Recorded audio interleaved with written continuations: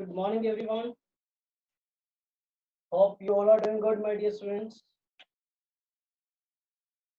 पिछले कुछ टाइम से हम लोग हमारा सिलेबस जो हमने अभी तक किया था वो रिवाइज कर रहे थे एंड आई होप कि आप लोगों ने 1 to 4 चैप्टर्स ऑफ पार्टनरशिप अच्छे से रिवाइज कर लिए होंगे। जो 1 to 4 चैप्टर्स थे पार्टनरशिप के वो बेसिक चैप्टर्स थे। उसमें कुछ एडमिशन्स की बातें भी हुई, कुछ रिटायरमेंट की भी और कुछ डेथ की भी बातें हुई। लेकिन उन सब में कॉमन क्या था? उन सब में कॉमन ये था कि पार्टनरशिप फॉर्म की वर्किंग चल रही थी। आज जो हम चैप्टर स्टार्ट करने जा रहे हैं that is chapter number 5 of partnership which carries 6 to 10 marks in your examination, and the name of the chapter is dissolution of partnership form।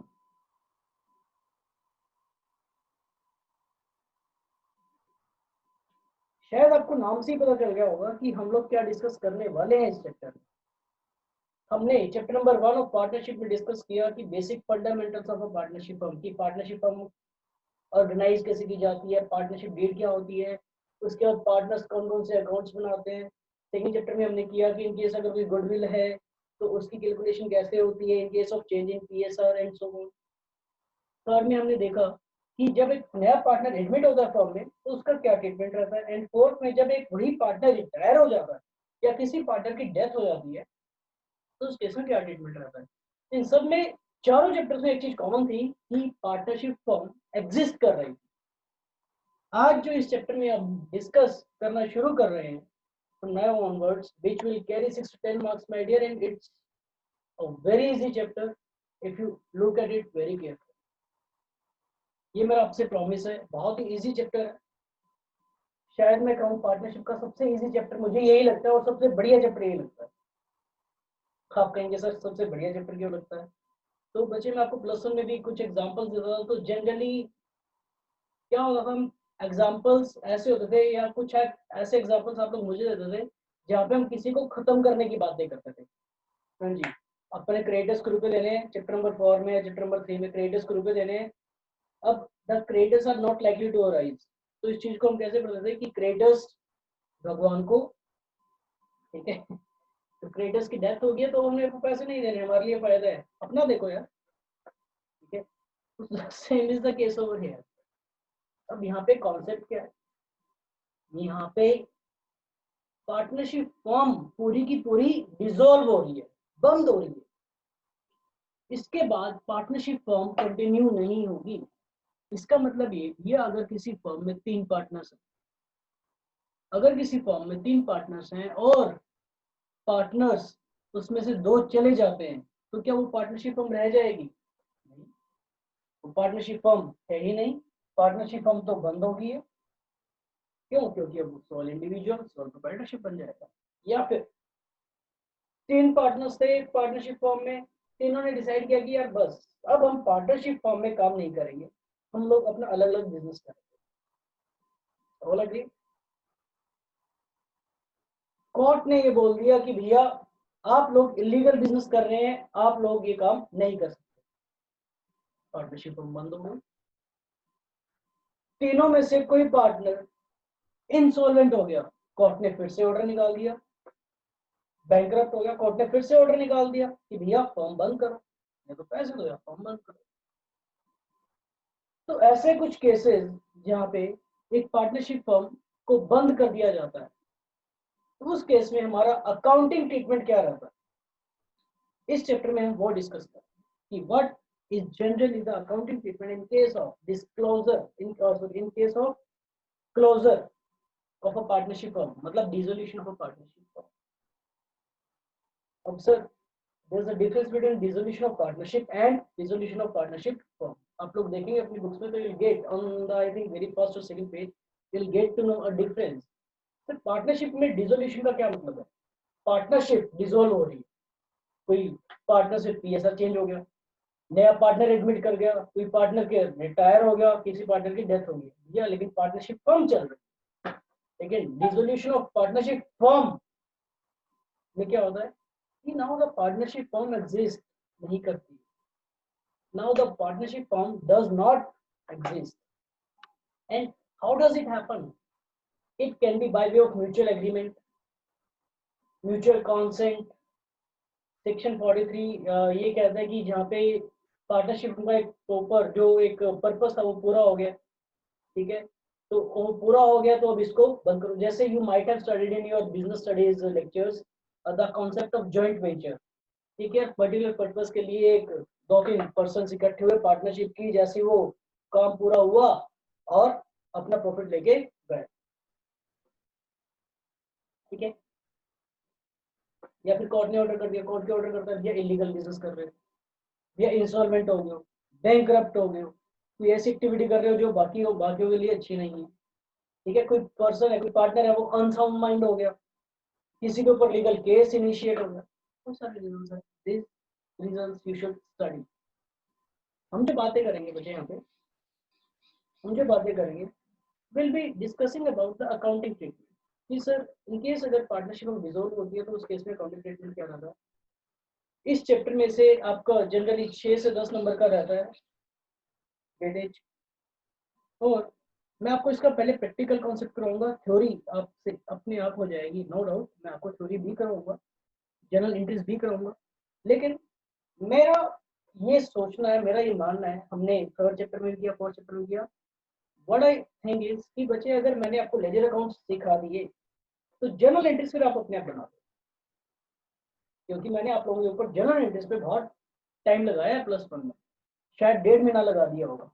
और सिर्फ आप पे नहीं, मैं हर एक क्लास पे लगाता हूँ. इनफैक्ट जो आपके जूनियर्स हैं, मतलब जो कमिंग प्लस वन है, उन पे भी मैंने तकरीबन 1.5 से 1.25 महीने जर्नल पे खर्च कर दिए. एंड इनफैक्ट आई फील कि वो एक खर्चा नहीं है, that is not an expense, that is not a wastage of time, that is an investment actually. वो एक इन्वेस्टमेंट है my dear students. Okay, so we'll be studying the accounting treatment of we'll be studying the accounting treatment in case of dissolution of partnership form.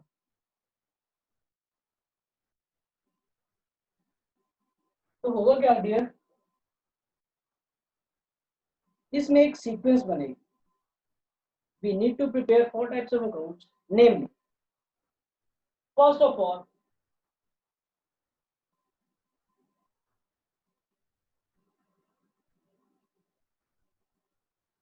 realization account shall be prepared.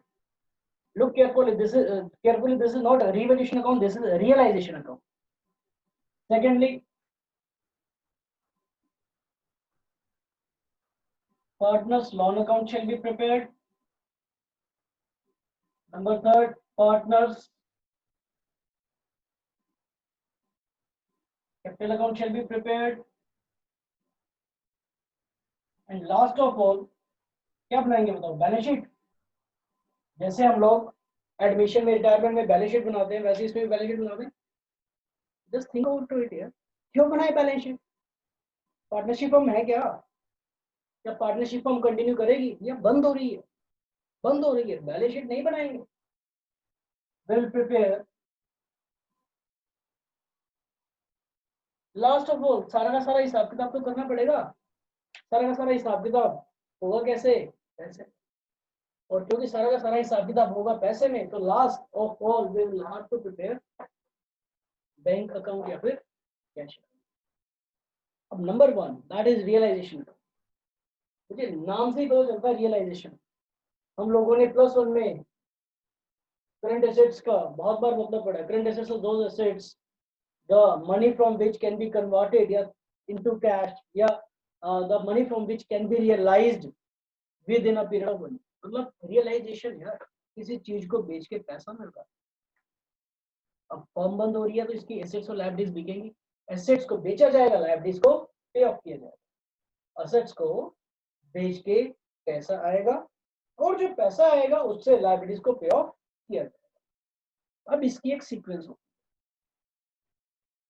सरकार कहती है, government कहती है, rules कहते हैं कि in case अगर आप अपनी किसी एसेट को बेच रहे हैं तो सबसे पहले आपकी ड्यूटी बनती है सबसे पहले आपकी ड्यूटी बनती है कि पार्टनरशिप फर्म अपनी उन लाइबिलिटीज को पे ऑफ करें जो उन्होंने आउटसाइडर्स को देनी है, मतलब गवर्नमेंट को देनी है, क्रेडिटर्स को देनी है, बैंक को देनी है, अदर अनसिक्योर्ड लॉन्स के टुवर्ड्स देनी है, एम्प्लॉयज को देनी है, वर्कमैन को देनी है, जिसको भी देना है। मतलब फर्स्ट ऑफ ऑल पे आउटसाइडर्स लाइबिलिटीज।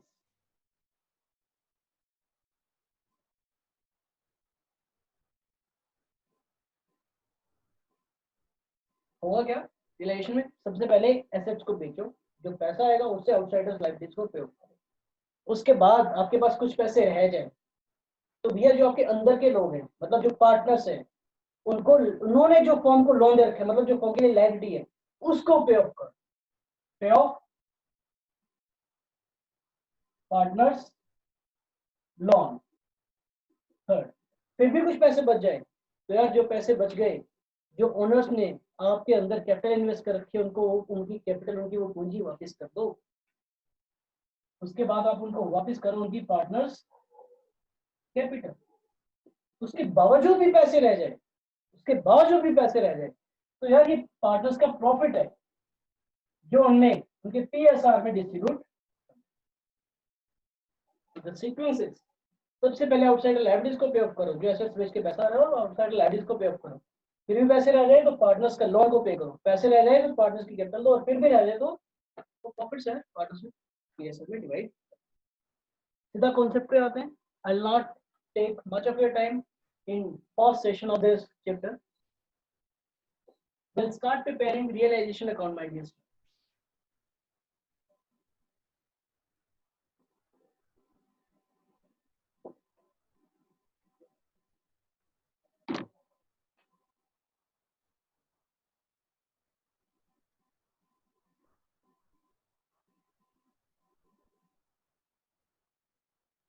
रिलेशन अकाउंट में क्या होता है बच्चों, जो भी आपकी, मुझे ध्यान से सुनना, और मेरे से सुनने के बाद अगर ना समझ में आए तो घबराना नहीं। आप ये कह देना सर हमको 1% भी नहीं समझ में आया, धल्ला नहीं समझ में आया यार, कोई बात नहीं, फिर भी टेंशन नहीं। मैं तो ये समझूंगा 1% नहीं समझ आया, 0.1% भी आ गया तो भी मैं आई एम गुड। मैं तो ये समझूंगा। होगा क्या, मेरे बताने से बातें ज्यादा क्लियर नहीं होगी। जब तक हम प्रैक्टिकल सम ना करें तब तक अंडरस्टैंडिंग नहीं है। लेकिन फिर भी मैं तो से मजबूर हूँ, मैं तो सम करवाने से पहले आपको ये बताऊंगा जरूर कि होगा क्या। तो my dear students, realization account में होता क्या है, we sell the assets of the firm and we pay off the liabilities. तो जब हम एसेट्स को बेचते हैं, इसकी जर्नल एंट्री तो आप मुझे सिंपल से बता सकते हैं कि when we sell the assets what is the journal entry for the same. The entry for the same is bank account debit to assets account. Entry होती है sir bank account debit to assets account, provided हमारे पास assets पड़ी होती है। और liabilities को pay of करते हैं तो liabilities account debit to bank account. अब मुद्दा ये है कि यार रियलाइजेशन अकाउंट से आप बेचते हो तो सारी सारी एंट्रीज रियलाइजेशन अकाउंट से पास कर रहे हो। इसका मतलब ये जितनी भी आपके पास एसेट्स पड़ी है आपकी बैलेंस शीट में, जितने भी एसेट्स आपके पास पड़ी है आपकी बैलेंस शीट में, वो सारी की सारी रियलाइजेशन अकाउंट में ट्रांसफर कर दो, खत्म कर दो, बैलेंस शीट को खत्म कर दो।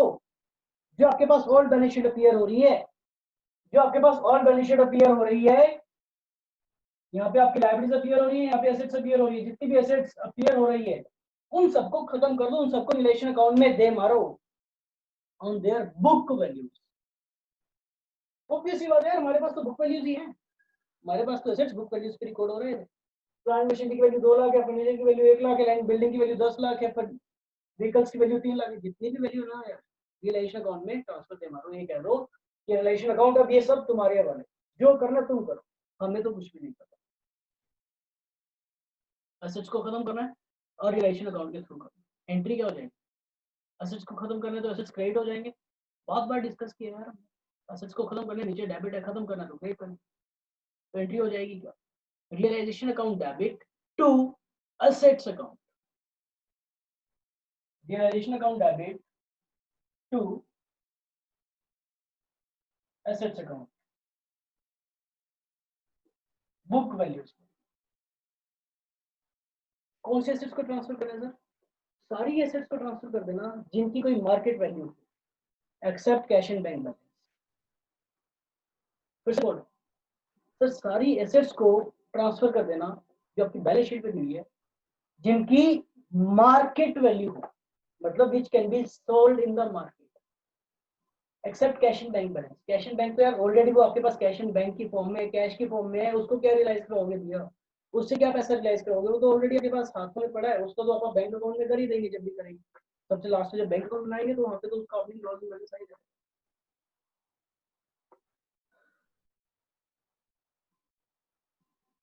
तो सारी एसेट्स को ट्रांसफर कर दें जिनकी मार्केट वैल्यू कर दो यार, बिल्कुल कर दो। तो सर ऐसी कोई एसेट होती है जिसको हम बेच नहीं सकते? बिल्कुल होती है। एसेट्स में यहाँ पे प्रॉफिट एंड लॉस का डेबिट बैलेंस पड़ा है, बेच सकते हो मार्केट में। यार लॉस है, लॉस को कैसे बेचोगे भैया? इसका तो ट्रीटमेंट वही होगा क्या, पार्टनर्स कैपिटल में सीधा बांट दो। एडवर्टीजमेंट सस्पेंस पड़ा है यार, हम बंद हो रही है एडवर्टीजमेंट सस्पेंस, अभी तक खोल के रखा हुआ एडवर्टीजमेंट सस्पेंस कौन सा अकाउंट होता है? हमने आज से 4 साल पहले एडवर्टीजमेंट पे 1 करोड़ रुपए खर्च कर दिया था और हर साल हम 20 लाख 20 लाख 20 लाख रेट ऑफ कर रहे हैं। फिर जो खर्चा कर दिया सो कर दिया, अब फॉर्म बंद कर रहे हैं, तो इसका एडवर्टीजमेंट सस्पेंस को कहाँ मार्केट में बेचते जाएंगे यार? कोई वैल्यू नहीं। तो इन दो एसेट्स को, इन दो चीजों को, जनरली एसेट साइड में आती है, लॉसेज है यार, इन दो चीजों को आप रियलाइजेशन अकाउंट में ट्रांसफर नहीं करते, these are directly transfer to partners capital account. ये दो चीजें हैं जो डायरेक्टली पार्टनर्स कैपिटल में जाएंगी। सर गुडविल भी तो होती है, गुडविल, हाँ जो गुडविल होती है ना बेटा, this can be sold in the market, इसकी एक मार्केट वैल्यू होती है। हमने चैप्टर 2 में, 3rd में एक क्वेश्चन किया होगा, explain why the goodwill is considered to be an intangible asset but not a fictitious asset। Goodwill को इंटेंजिबल एसेट कहा जाता है लेकिन नॉन फिक्टिशियस कहा जाता है। यार सिंपल सी बात है, इंटेंजिबल इसलिए कहते हैं क्योंकि वो देख नहीं सकते, नॉन फिक्टिशियस इसलिए कहते हैं क्योंकि उसकी कोई वैल्यू है। Goodwill can be sold in the market. इसका ट्रीटमेंट आप रियलाइजेशन अकाउंट में ट्रांसफर करेंगे, realization account debit to goodwill. जैसे आपने एसेट्स को ट्रांसफर किया ऐसे लायबिलिटीज को ट्रांसफर करना है, क्योंकि अब हमारे वाले कुछ भी नहीं है यार। बैलेंस शीट कहता है जो करना है कर लो, मैं फ्री हूँ, मैं तो बंद होने जा रही हूँ। बैलेंस शीट कहता है मेरा जो करना है कर लो, तो रिलेशन कहता है ठीक है तुम सारे के सारे बैलेंस। तो लायबिलिटीज को खत्म करना है बैलेंस शीट से, लायबिलिटीज का नेचर क्रेडिट है, खत्म करने के लिए डेबिट करेंगे, एंट्री हो जाएगी liabilities account debit to realization account by liabilities account. ये भी वैल्यू क्या है, वो लायबिलिटीज जो अपने पे कर रही है, वो लायबिलिटीज जो अपने पे करनी है। क्रेडिटर्स आ रहे हैं ट्रांसफर कर दो, बिल्स पेबल है ट्रांसफर कर दो, ठीक है। कैपिटल्स हैं उसके लिए तो कैपिटल अकाउंट्स बनाएंगे, रियलाइजेशन अकाउंट में ट्रांसफर करने की जरूरत नहीं है। जनरल रिजर्व्स है वो तो सीधा पार्टनर्स में जाते हैं क्योंकि पार्टनर्स का राइट है, ठीक है। तो विल सी टू इट कि क्या कौन कौन सी लायबिलिटीज को ट्रांसफर किया जाता है, कौन कौन सी एसेट्स को नहीं। एक बार कर दिया बैलेंस शीट खत्म, सारी की सारी एसेट लायबिलिटीज हवा में घूम रही है, मतलब रियलाइजेशन में है, ठीक है। तो अब उनको सेल कर रहे हो एसेट्स को। जब एसेट्स को सेल करते हो तो जनरली एंट्री करते हो bank account debit to assets account. अब मुद्दा क्या है, मुद्दा ये है कि भैया एसेट्स तो है नहीं, एसेट्स ने तो अपने आप को रियलाइजेशन के हवाले कर दिया, एसेट्स ने तो अपने आप को रियलाइजेशन के हवाले कर दिया। देयरफॉर एंट्री हो जाएगी bank account debit to realization account, that is by bank account. पैसा आएगा by sale off. Similarly liabilities को पे ऑफ करना है, जनरली एंट्री होती है लायबिलिटीज टू बैंक, लेकिन अब लायबिलिटीज तो है ही नहीं, लायबिलिटीज ने सारा का सारा रियलाइजेशन के हवाले छोड़ दिया। तो लायबिलिटीज टू बैंक की जगह एंट्री क्या हो जाएगी, realization account debit to bank. Liabilities paid off. अच्छा इनको सेल किस वैल्यू पे किया जाएगा या पे किस वैल्यू पे किया जाएगा? ऑब्वियस ही बात है यार, अगर कोई एसेट मेरे पास प्लांट एंड मशीनरी 10 लाख की पड़ी है और उसको मैं मार्केट में आज बेचना चाहूँ तो 8 लाख की बिकेगी, तो ऑब्वियस ही बात है जब मैं इसको सेल कर रहा हूँ तो यहाँ पे तो मैं 8 लाख ही लिखूंगा, भले ही मैंने इसको यहाँ पे ट्रांसफर 10 लाख। मेक श्योर, सीधी सी बात है यार, जब आप एसेट्स और लायबिलिटीज को रियलाइजेशन अकाउंट में ट्रांसफर करते हैं फर्स्ट ऑफ ऑल तो आप बुक वैल्यूज पे करते हैं, लेकिन जब सेल करते हैं तो यार फेयर वैल्यू पे यानी मार्केट वैल्यू पे होगी, जगह में या बुक वैल्यू पे कैसे कर देंगे। कोई लैंड है 10 लाख की खरीदी थी यार, तो 10 लाख की यहाँ पे ट्रांसफर कर दी। आज वो मार्केट में 40 लाख की बिक रही है, तो 10 लाख की बेचोगे क्या? ठीक ना, तो यार 40 की बेचोगे तो यहाँ पे बाय बैंक 40 लाख की। सिमिलर इज द केस है, जो बैलेंसिंग फिगर आए वो आपका प्रॉफिट या लॉस। ऐसे बातें समझ नहीं आएगी सर, हमको तो एक बात भी समझ नहीं है, कोई बात नहीं बचे, ये तो कोई बात नहीं, एक प्रैक्टिकल सम करते हैं समझ में आए। Come to illustration number 4। Illustration number 4 क्या होगा?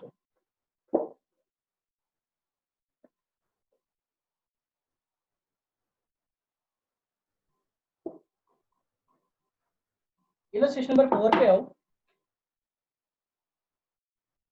of your book of the chapter dissolution.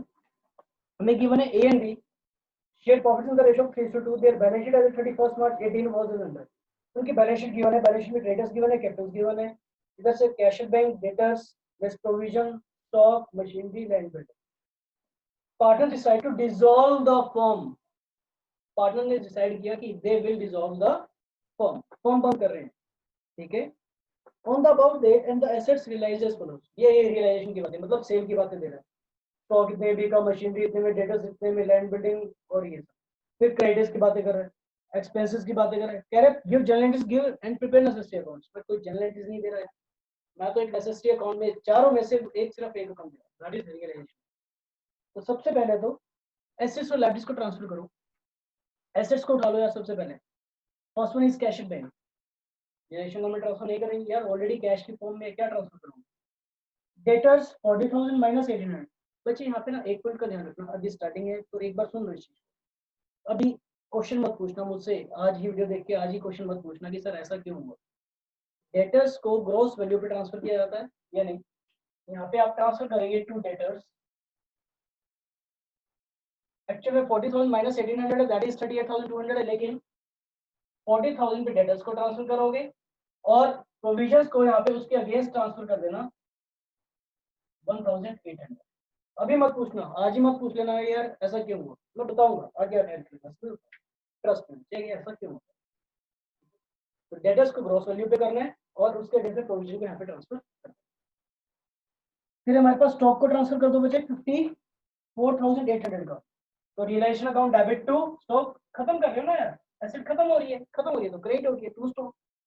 Realisation account debit to stock account rupees 38,000 54,800 था, yes. Then we have machinery और लैंड बिल्डिंग, दोनों को ट्रांसफर करो to machinery to land and building, this is rupees 40,000 1,20,000। Similarly liabilities को transfer करो, liabilities में हमारे पास एक ही लाइबिलिटी आई थिंक क्रेडिटर्स है, रुपीज 20,000।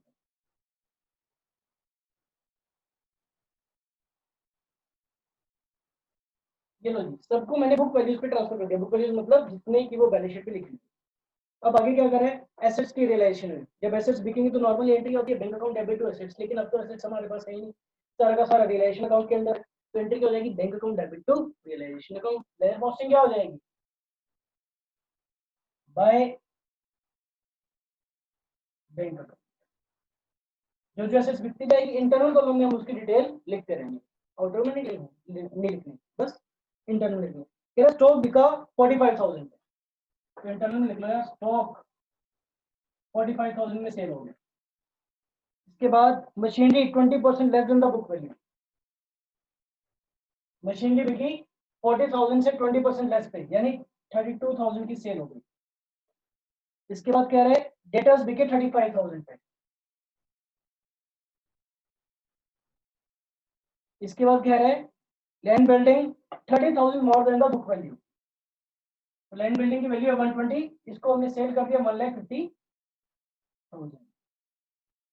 बस एसेट्स के बारे में ये दे रहे हैं, फिर क्रेडिटर्स की बातें करें। तो बच्चे हमारे पास टोटल एसेट्स कितने की सेल हो गई, 45 प्लस 32 77 प्लस 35 बोले 12,000 प्लस 150, 2,62,000 की हमारे पास एसेट्स बिक गई, यानी हमारे पास इतना पैसा आ गया। एसेट्स को बेच के हमारे पास 2,62,000 रुपीज आ गए। अब लायबिलिटी पे आ जाओ। Creditors agreed to accept 5% less. Creditors को पे करना है 20,000, लेकिन उन्होंने एग्रीमेंट किया कि हम 5% कम ले लेंगे। मैंने कहा अच्छी बात है, अच्छी बात है। एंट्री क्या हो जाएगी? जनरली एंट्री होती है क्रेडिटर्स टू बैंक, लेकिन अब क्रेडिटर्स को सारा का सारा रिलेशन अकाउंट के थ्रू हो रहा है, देयरफॉर एंट्री हो जाएगी relation account debit to bank account. इसके लिए लिखा आपने ये क्रेडिटर्स पेड ऑफ। इनको 5% कम देना है, यानी 20,000 का 5% 1,000 कम देना है, तो कितना देना है? 19,000। फिर कह रहे हैं एक्सपेंसेस ऑन रियलाइजेशन। भैया अब ये सारी की सारी एसेट लायबिलिटीज मार्केट में सेल कर रहे हो, उपयोग कर रहे हो, तो कुछ खर्चा तो आएगा ना, किसी पर्सन को तो अपॉइंट करना पड़ेगा, उसका खर्चा होगा। खर्चा हो गया तो इसी अकाउंट के थ्रू हुआ, तो पैसा क्या होगा? तो टू बैंक, तो realization account debit to bank account. These are expenses for this,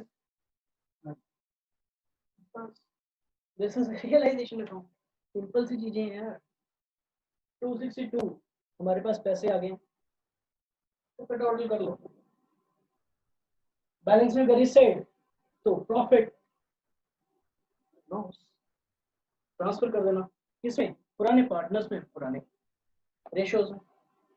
जो भी पार्टनर्स है मतलब उसी में करोगे यार, अब तो नए पार्टनर की बात ही नहीं है। इसका टोटल आ रहा है my dear, if you will prepare realization account, you'll get a total of rupees 2,83,800.